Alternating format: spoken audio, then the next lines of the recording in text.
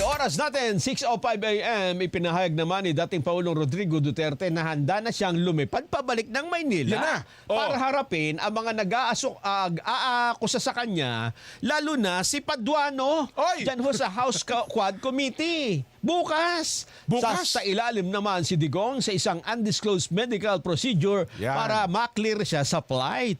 Una na niyang sinabi sa pamagitan ng kanyang abogado na hindi na siya dadalo sa pagdinig dahil sa wala namang integridad ang ilang kongresista dyan po sa Quadcom. Oh. Ginit ng abogado ng ilang mga testigo, na-pressure na humarap dahil meron silang personal na kaalaman sa pagkakasangkot ng dating Pangulo sa extrajudicial killing nung siya'y alkalde pa ng Davao City, maging sa kanyang termino mula 2016 hanggang 2022.